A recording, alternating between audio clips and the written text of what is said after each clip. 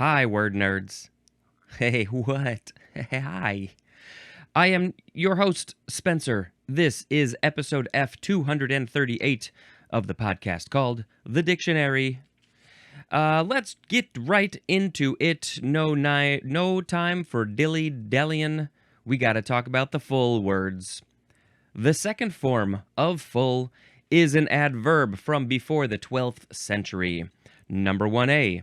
The synonyms are very and extremely, as in, knew full well they had lied to me. I I knew full well. So it's not that they extremely lied to me. I extremely knew that they lied to me. I knew very well. I knew all the lies because when they were lying to me, I was like, I literally know the facts of the situation that you're telling me, and you are lying to me. Lying is very bad. It's full bad.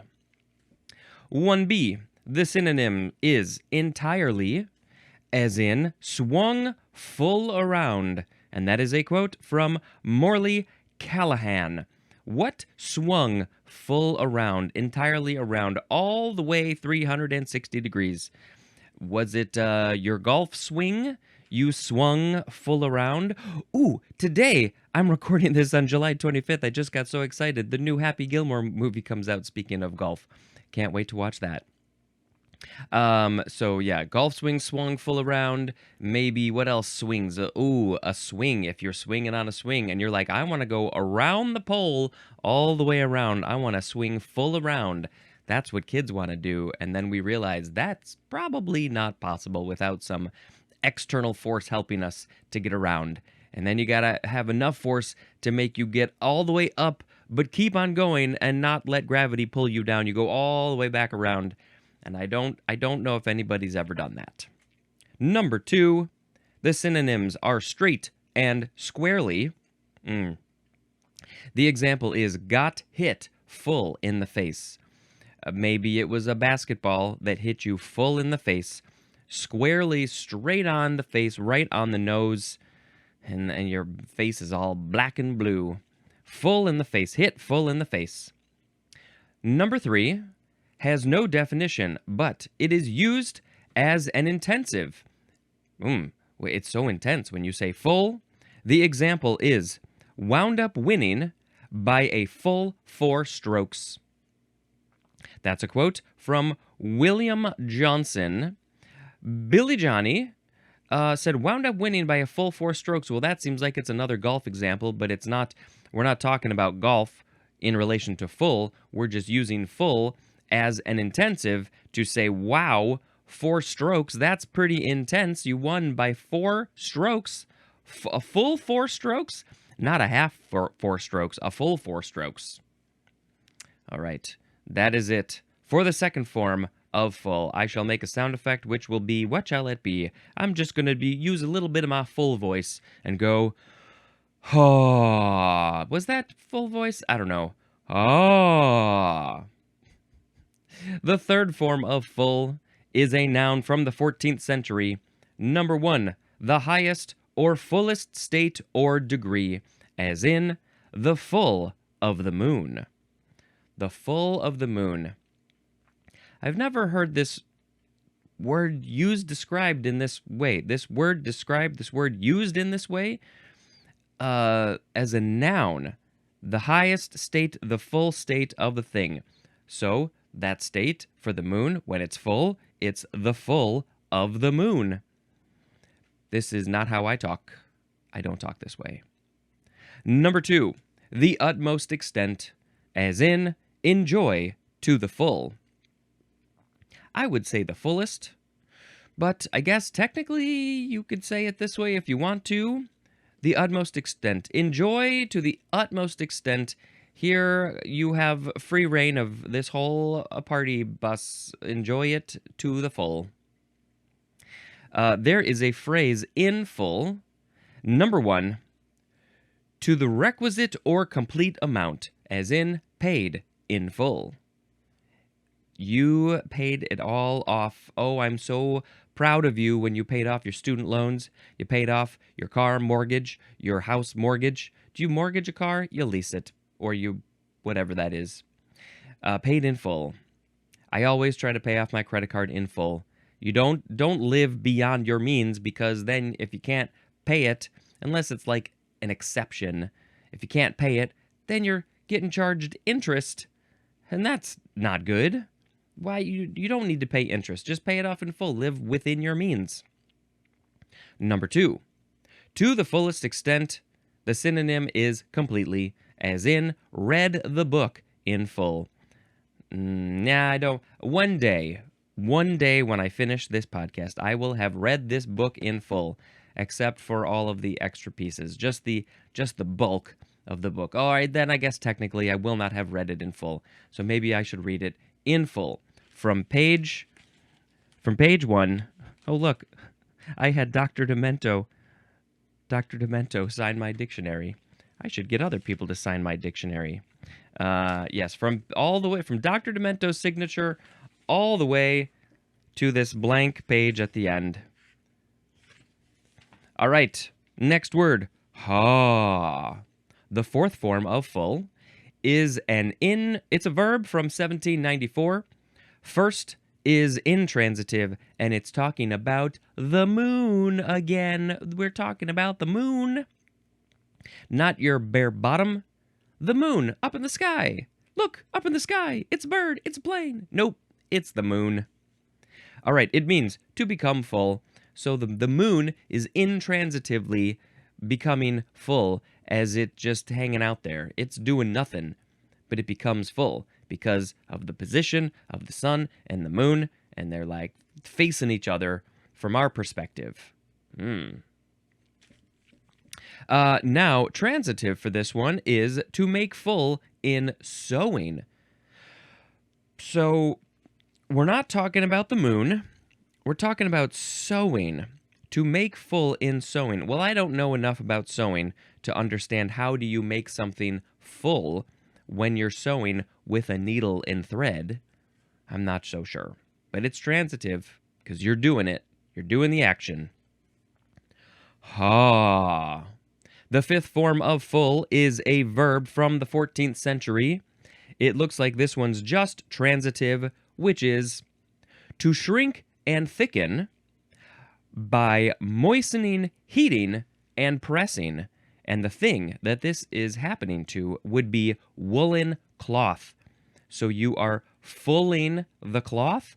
I don't know anything about this because I am clearly not a fabric person. You're shrinking it, thickening it, you moisten it, then you heat it, then you press it, and that's fulling the woolen cloth. So, we do have some etymology to talk about for this one, because it is a little bit odd, to me at least. It is from the Anglo-French fouler, which means to full. Also, it means to trample underfoot. So maybe people wanted their woolen cloth full, and they would trample it with their feet, like you're making grapes for wine, but no, you're fulling wool. Interesting. Also from the Latin fullo, which means fuller. So you are trying to make the cloth fuller in some way by shrinking it and thickening it. When you shrink it, it becomes thicker because it's the same amount of stuff, but it's taking up less space. And so it's thicker wool. I gotta go full my wool. All right. Go full my wool. My wool needs to be full. Ha. Fullback. One word. Noun from 1887. Number 1. An offensive football back. Used primarily for line plunges and blocking. So they're plunging into the line. They're blocking other people coming at them. But why full back? I know there's halfback, and obviously the main dude throwing the ball is the quarterback. Does it have to do with where they are? What their responsibilities are? I don't know. So I should probably learn these things at some point. Number 2, It's probably about their role. Like, are you only doing this thing? Do you change roles? Are you sometimes this and sometimes that? You know, I don't know. A fullback is like only blocking in that situation, but maybe a halfback is like sometimes blocking, sometimes doing this, and the quarterback is like a quarter of the time they're blocking, but most of the time they're taking the ball and they're throwing it. I don't know. Number 2, a primarily defensive player, usually stationed near the defended goal. And examples of what sports this fullback situation is in is soccer or football, as most of the world understands it, and also field hockey. Not ice hockey. Do they not have fullbacks in ice hockey? Field hockey and soccer/football. So they're a defensive player in American football. They're an offensive player in the other ones. They're a defensive player, and they're defending the goal. They're stationed near the goal to defend the goal, and they are a fullback. And I don't know why we use these terms. I don't. Ha ha ha. Next is full blast. 2 words. Adverb from 1909. It is at full capacity. Also, with great intensity. Full blast. So I feel like those are two separate definitions. At full capacity. So like, we're all full up, the elevator's full, no more people can come on to this elevator. We are riding this elevator full blast because it's at full capacity. Also, with great intensity. I guess that one kind of makes more sense with the word blast. You're going to go do a thing full blast. Let's go running down the street full blast, full speed with so much intensity. I guess full capacity is like, okay, yeah, if you're doing a thing with great intensity, you're using all the capacity you have to do that thing. I am using my full capacity. So it's not a literal capacity of all the things in my head. My head's definitely at full capacity, but no, you're using your capacity to do a thing to the full extent, which is why it's at great intensity. There, we figured it out. Congratulations to everybody. Have a drink. Ha. Next is full blood. Full blood. 2 words with a hyphen. This is the first form of full blood. Adjective from 1812. The synonym is the first definition for full-blooded, which is coming up. Ha. The second form of full blood is a noun from 1846. It is a full-blooded individual. A full-blooded individual. Well, what is a full-blooded individual? Let's talk about that right now. Full-blooded. 2 words with a hyphen. Adjective from 1774. Interesting time to use the word full-blooded. Number 1, of unmixed ancestry. The synonym is purebred. And, I think I got some issues with this word, with this whole idea of full-blooded and purebred. Really? Is anything, at least humans, and even like a lot of dogs and cats, like maybe there's some animals out there that are full-blooded, but I think when it comes to humans, you can't technically describe yourself as full-blooded. Maybe like if you go back generations and generations, all of the people who got together to make babies for generation upon generation, that they all came from a specific area, and so they are full-blooded of the same thing, the same place. But when you really get down to it, there's gonna be some mixing at some point that is unavoidable. So, like, how far back can you go to say that you're full-blooded? You go back 1,000 years, I don't know. There's always some mixing, especially with the Neanderthals. Can you, I mean, yeah, I guess technically maybe if you go back 1,000, 2,000 years, that your family has only been in this one little place and there's been no people coming and going. So yeah, maybe, but like at some point there had to be some mixing. The other issue I have when we're talking about purebred dogs, we created the breeds in the first place.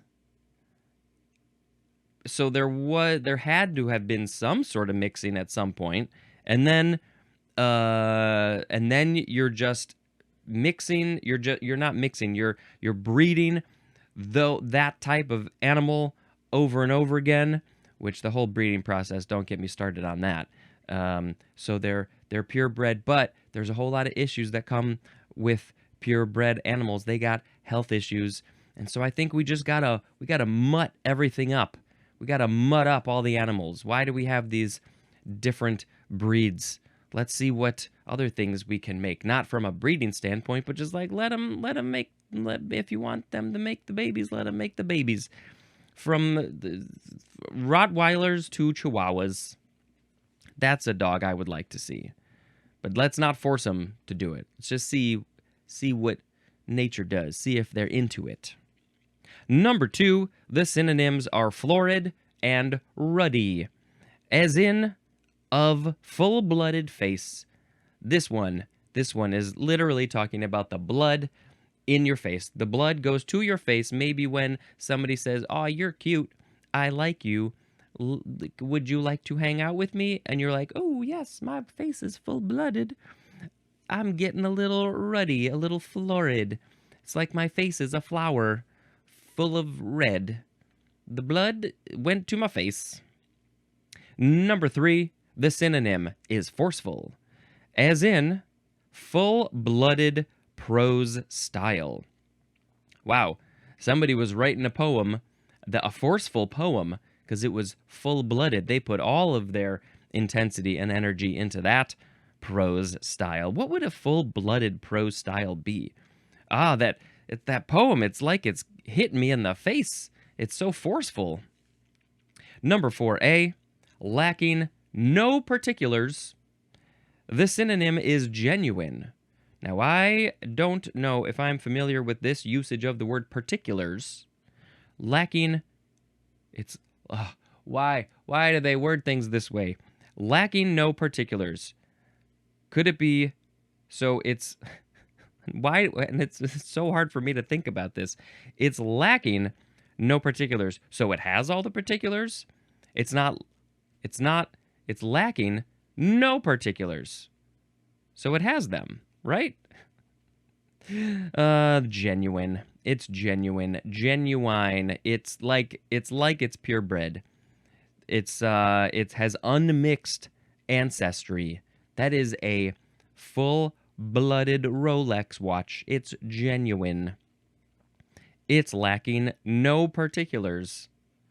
4B. Containing fullness of substance. The synonym is rich. Full of substance. It's rich. Oh, that fudge. That is some full-blooded fudge right there. Because there's a lot of substance in that fudge. Full-bloodedness is a noun.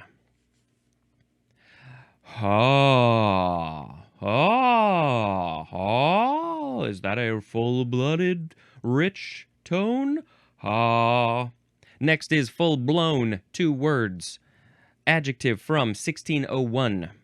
Number 1A, fully mature. Like a flower is full-blown. When it's blossoming, it's blown up all the way. Number 1B, being at the height of bloom. There we go. We're literally talking about a plant, probably.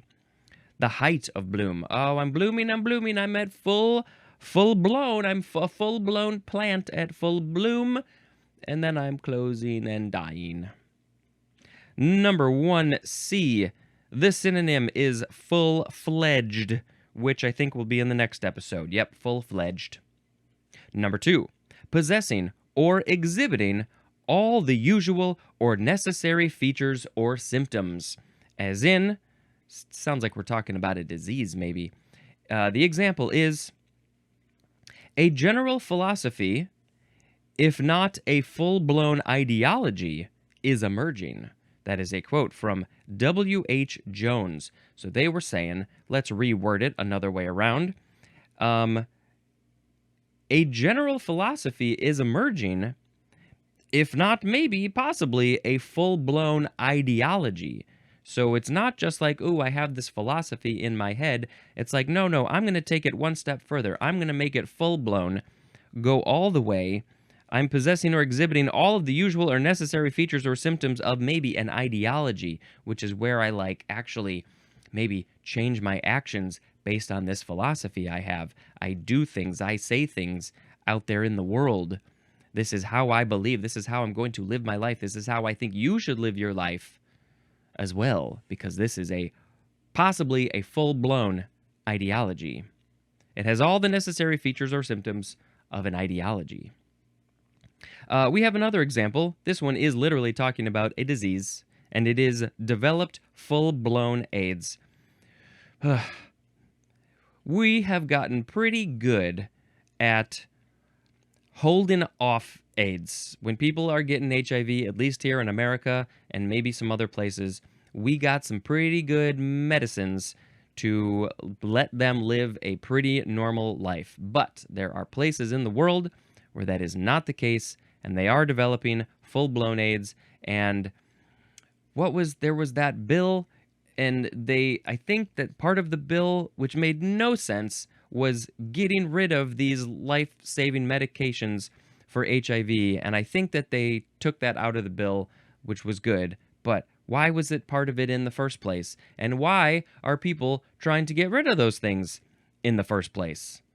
It really makes me full-blooded and angry. Ha ha. Full-bodied. 2 words with a hyphen. Adjective from 1686. Number 1, having a large body. That's it, a large body. Well, in relation to what? You gotta compare it to something that's smaller. So a large body is full-bodied, and a smaller body is not full-bodied. Number 2 is talking about a beverage, and it means imparting to the palate the general impression of substantial weight and rich texture. It's one of those situations where the words are flipped in a funny way, makes sense to some people, doesn't make sense to other people. So you are imparting the general impression of substantial weight and rich texture to the palate, to your mouth region, your tongue, where you're tasting things, your smell, that whole situation. It's full-bodied. That beverage is imparting that it has substantial weight and rich texture when I swirl it and smell it and taste it. Ooh, that is a full-bodied beverage. It's got a large body. Number 3, having importance. Wait, by the way, let's backtrack a second. We are almost always talking about wine when we're talking about this beverage situation. It's almost always wine. I don't know if people, maybe a coffee, maybe sometimes people are calling a coffee full-bodied, maybe. A beer, I guess it depends on the beer. There are definitely some beers that I would think could be described as full-bodied. I don't really drink a lot of them. I'm not a big beer fan. There's some that I like more than most of them. But yeah, maybe some beers would be full-bodied. What about an iced tea? Can you describe an iced tea as full-bodied? Does it have substantial weight and rich textures? Maybe a tea expert would call one of them a full-bodied. Number 3, having importance, significance, or meaningfulness, as in full-bodied study of literature. You are studying the literature, and it has so much importance, significance, or meaningfulness to you. I guess I would not be one of those people who is studying literature in a full-bodied way, because I do other things. I should read more. I'm just learning how to read. Ha, ha, ha, ha. Full bore. 2 words With a hyphen, bore is B-O-R-E.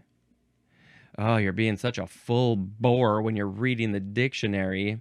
I'm trying not to be a full bore. This is an adjective from 1974. Number 1 is the number 2 definition for full-blown, which would have been possessing or exhibiting all the usual or necessary features or symptoms.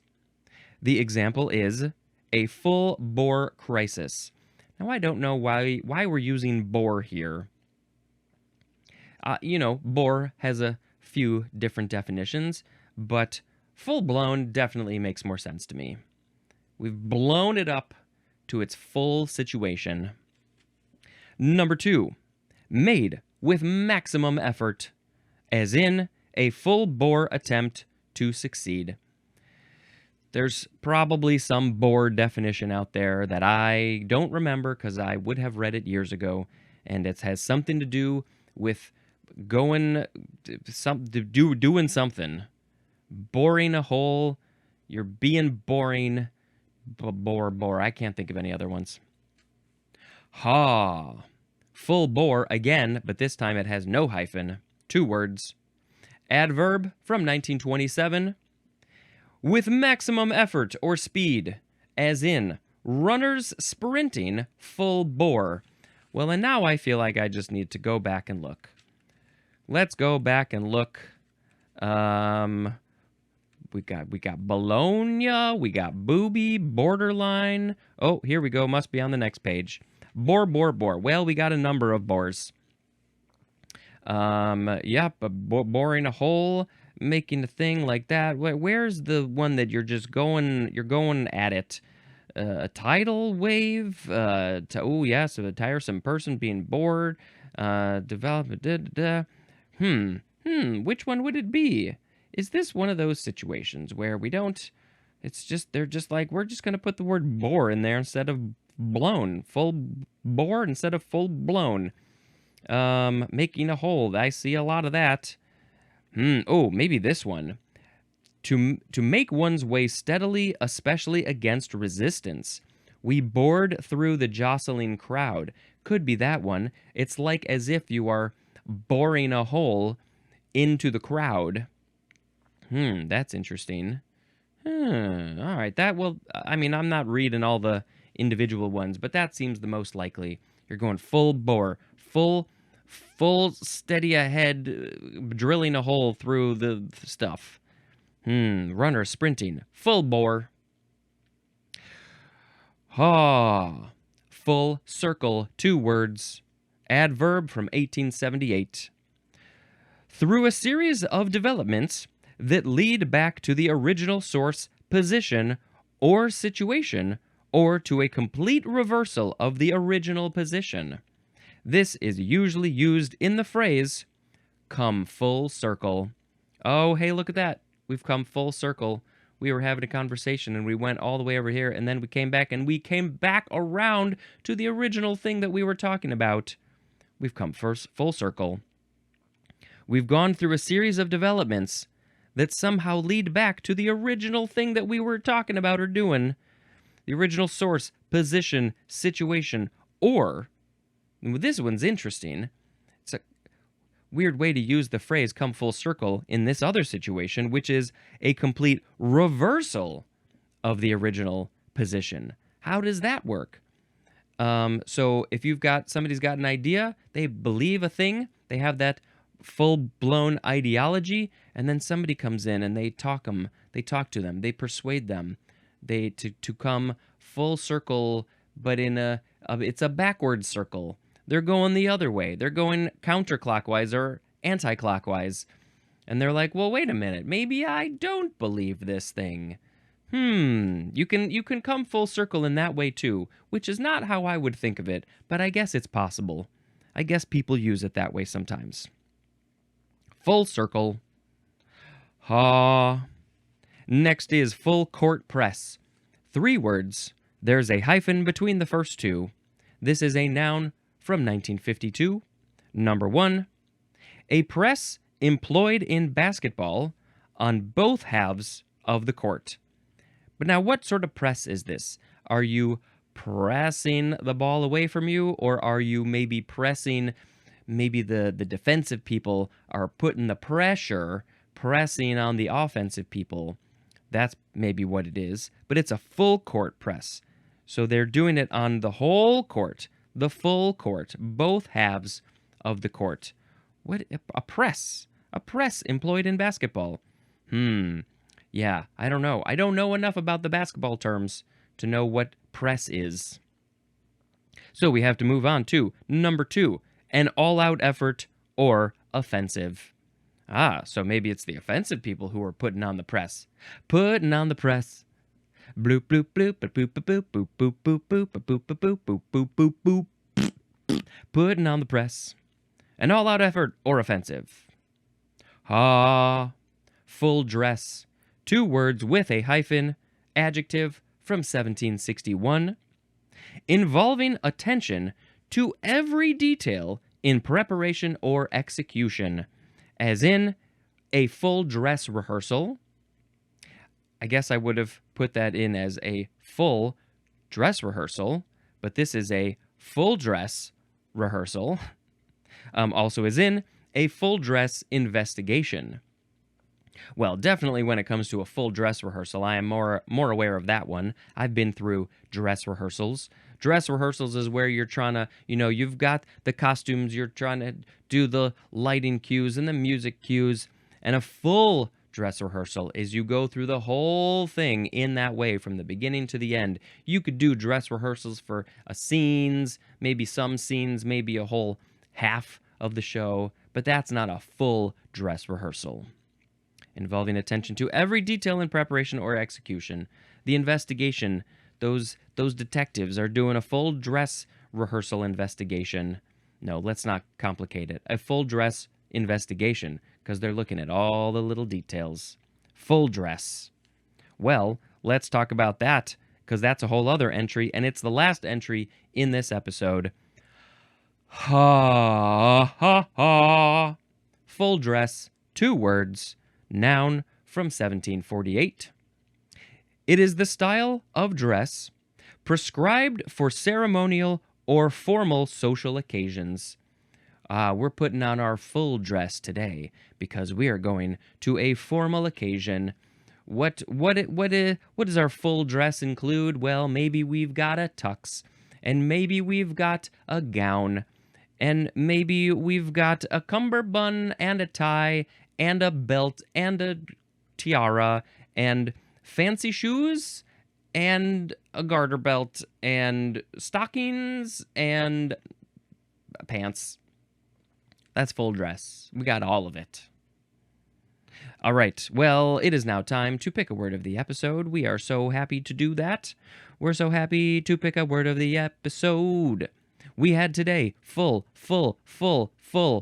back, full blast, full blood, full-blooded, full-blown, full-bodied, full bore, full circle, full court press, full dress, and full dress.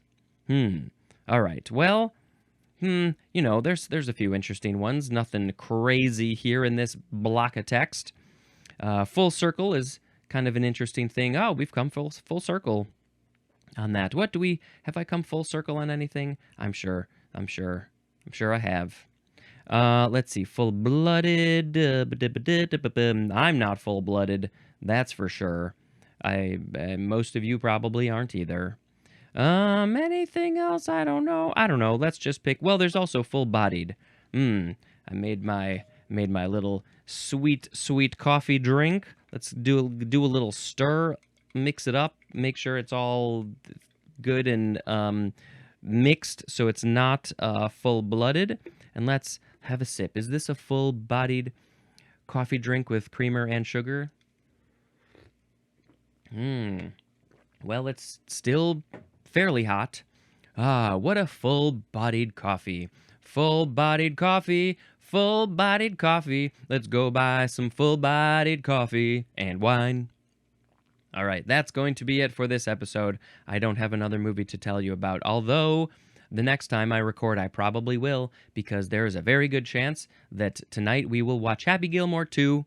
We also really need to see the new Jurassic Park movie, before it leaves theaters. So hopefully we can do that soon. This weekend, though, it's a pretty busy weekend, so I don't know if we'll get to do that this weekend. Also got to see Superman. Why haven't we seen that yet? All right, let's end this episode. Thank you so much for checking out this show. Go ahead and share it. Tell some people about all the fantastically wonderful things that I am doing on this podcast, which is all of it. This has been Spencer dispensing information. Goodbye.